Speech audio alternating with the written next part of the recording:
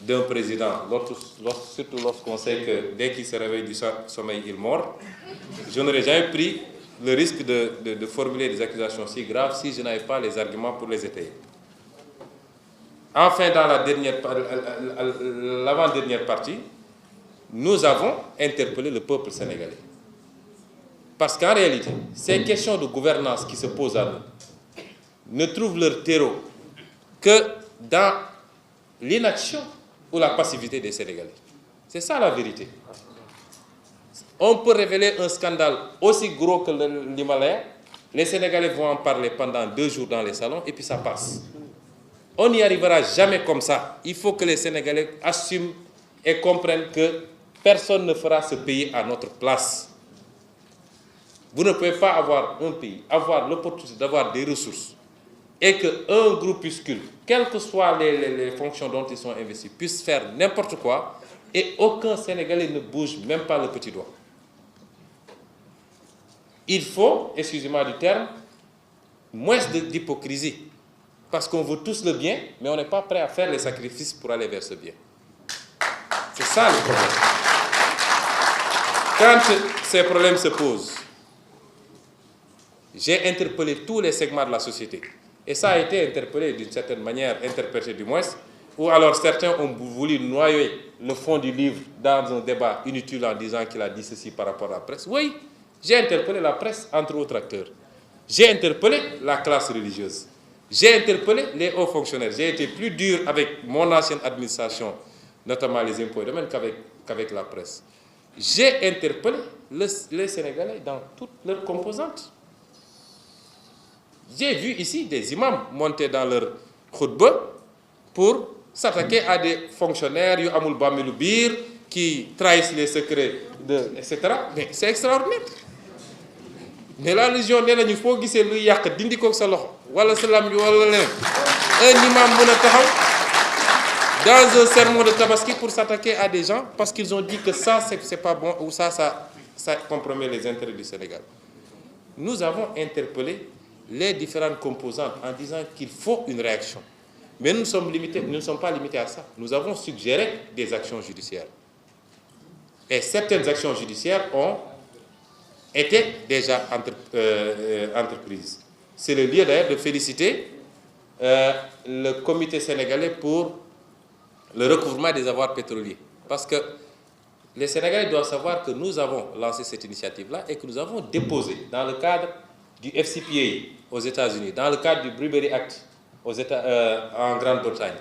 Nous avons déposé des recours auprès du département de la justice américaine, auprès de l'organe correspondant au niveau de la Grande-Bretagne.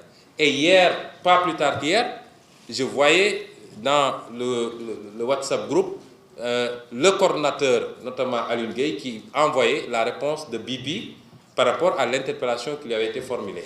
Il y a quelques jours, c'était la réponse de Total. Nous avons déposé pour dire, vous avez tantôt parlé de l'affaire Gadio, nous ne désespérons pas qu'un jour, un de ces bandits en col blanc là se rende aux États-Unis et que n'en reviennent pas. Nous avons déposé, ces dossiers ont été reçus par qui de droit, ils ont accusé réception et ils nous ont demandé des compléments de dossiers que nous avons fournis. Je disais l'autre fois dans une émission que moi-même j'ai été reçu à 2 reprises ici à l'ambassade des États-Unis et j'ai été largement entendu par le procureur qui était là-bas, par le représentant du FBI sur la question. Parce que dans tous ces États, il y a ce qu'on appelle une législation contre la corruption transfrontalière et elle est extrêmement sévère. Et dans ce dossier, comme je le dis, beaucoup de types d'infractions sont réunis.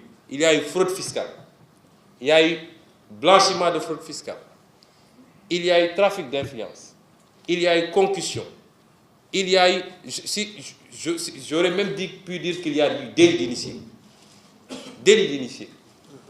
Parce que c'est le débat que vous posiez tantôt quand vous disiez est-ce qu'il n'avait pas l'information au moment où il venait. Beaucoup de types d'infractions qui tournent autour des délits voisins à la corruption sont réunis dans ce dossier-là.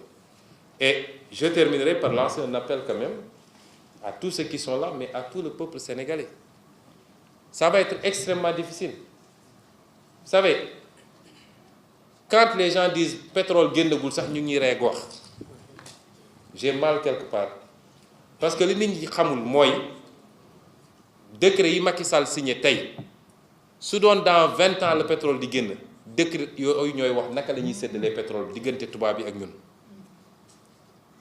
Décret yi mu signé tey c'est ça qui régira, quel que soit le nombre d'années qui passeront. En 2022, on dit qu'il y aura les premiers barils. C'est les décrets que le président Macky Sall avait signés en 2012, renouvelés en 2016, qui vont définir les conditions de partage de ces produits-là.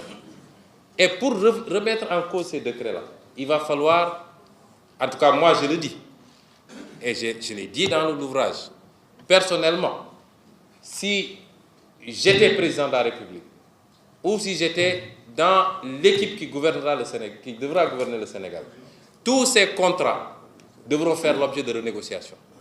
Ou à défaut, on nationalisera. Parce que le peuple sénégalais a plus besoin de ces ressources-là que les multinationales et les pays étrangers auxquels le président Macky Sall a voulu les livrer. J'en aurais terminé parce que j'ai été long et je me perds dans mes documents quand j'aurais dit simplement que j'invite les Sénégalais à lire et à comprendre cet ouvrage. Sans passion, j'ai tout fait pour que l'ouvrage soit un ouvrage scientifique. J'invite également le gouvernement à sortir des polémiques politiciennes et stériles qui n'ont d'objectif que de brouiller l'opinion et de me répondre dans les mêmes formes ou d'accepter qu'un débat public se tienne sur la gestion de ces dossiers-là. Ce n'est pas seulement le dossier de Petro-Tim, c'est le dossier de Petro-Tim, c'est le dossier de Forteza, c'est le dossier de Ovidi Tender, énormément de dossiers qui ont été gérés de manière scandaleuse par le régime du président Macky Sall.